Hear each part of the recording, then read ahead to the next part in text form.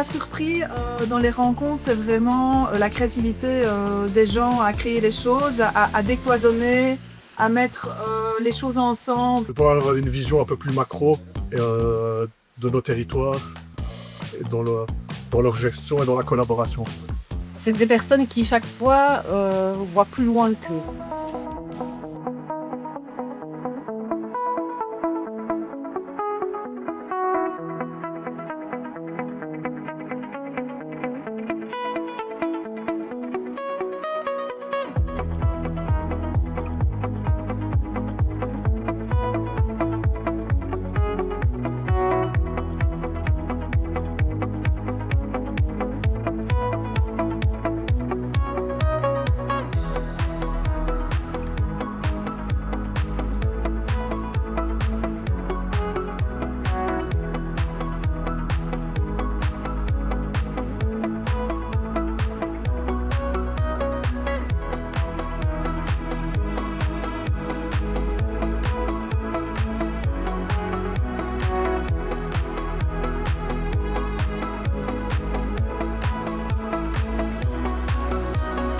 On a pas mal parlé finalement voilà, de paysage, d'hydrologie régénérative, de qu'est-ce qu'on veut faire pour essayer de faire face à ces problématiques de sécheresse et d'inondation dans un contexte aussi en Wallonie qui est un contexte assez tendu depuis quelques années avec des problématiques pratiquement chaque année. Donc je sens que le sujet commence à monter par chez vous et ça c'est quelque chose qui est hyper important pour moi parce que je pense que c'est une thématique qu'il faut aborder tôt, éviter de se retrouver trop au pied du mur avant de prendre des décisions. Donc j'espère que ça va permettre de faire un peu caisse de résonance et que petit à petit il y a des démarches territoriales qui émergent en Wallonie sur l'hydrologie régénérative. En tout cas, moi je l'appelle de...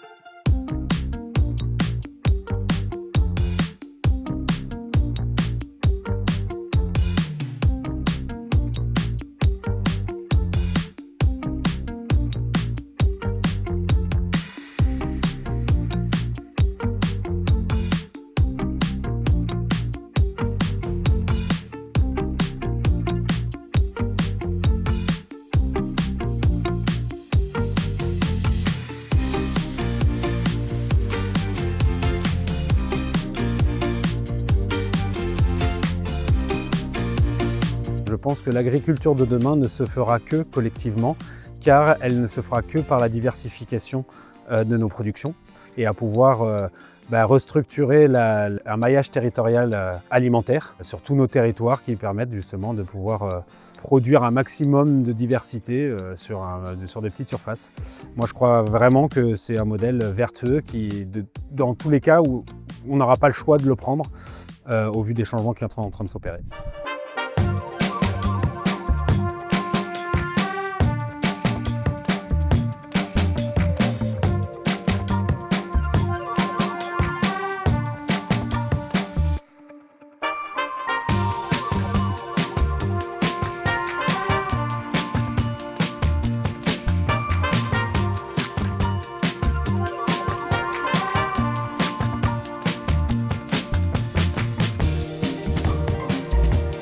Et nous, notre spécificité, c'est vraiment tout ce qui est autour de l'agriculture en collectif.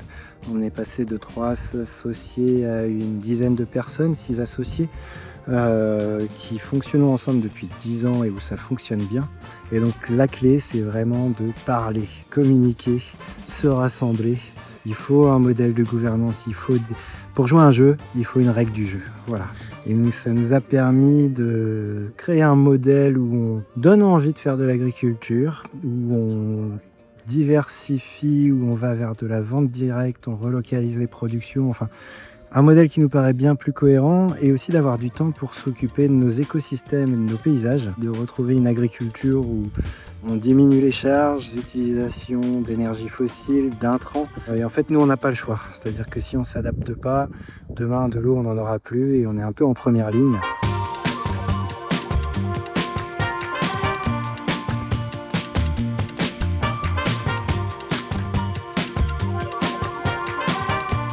La rivière, c'est le réseau sanguin, les forêts, c'est les poumons. Et en fait, il y a des endroits sacrés, il y a tout un schéma de cohérence mais à un niveau global, quoi, spécifique à un contexte.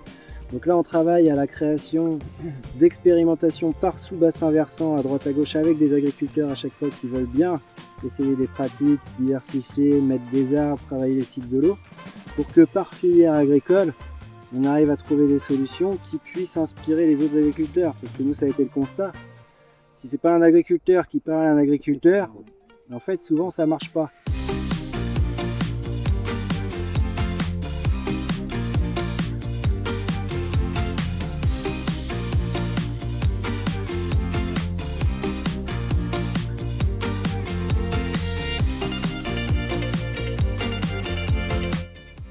L'objectif, c'est de pouvoir agir sur le développement local des territoires en partant de la demande de local, c'est-à-dire qu'on vient acheter des locaux, les rénover, les mettre en norme à la demande d'un futur locataire et au passage rénover cet immobilier.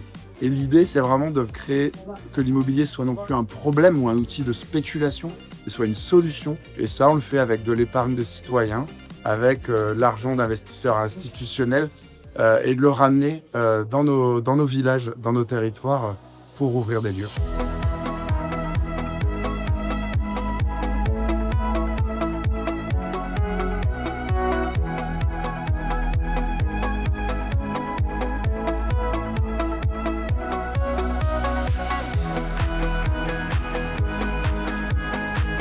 C'est une approche naturaliste. L'idée, c'est comment on peut laisser de la place à la biodiversité et aux vivants sur les parcelles et dans nos pratiques. Un point, c'est faire de l'hospitalité active. Donc mettre en place des nichoirs, des aménagements sur les parcelles, etc. pour faire revenir la vie sauvage sur les parcelles. Il y a une autre partie, c'est plus se poser ensemble les questions de nos pratiques et essayer de penser nos itinéraires culturaux pour pas intervenir, en tous les cas se poser la question de qui est sur les parcelles, à quel moment, en termes de faune et de flore, et de penser nos interventions culturelles en fonction des habitants de nos parcelles, pour être le moins impactant possible. Et puis la dernière partie qui est plus personnelle, c'est de monter en compétences naturalistes, parce qu'on estime qu'à partir du moment où on sait nommer les oiseaux, la faune, la flore qui est sur nos exploitations, et ben on les prend en compte de manière différente.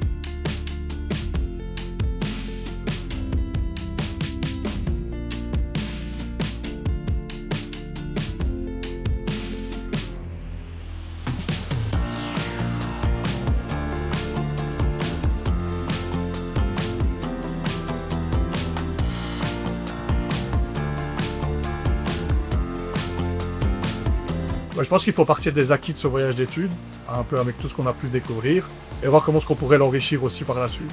Je pense qu'il faut vraiment que ça cogite dans la tête de chacun, donc l'idée n'est peut-être pas de commencer quelque chose de suite, mais il faudrait une mise en application adaptée au contexte wallon avec les différents outils qui sont disponibles en Wallonie. Je pense à des aménagements, peut-être à des collaborations, donc ça bouillonne en fait.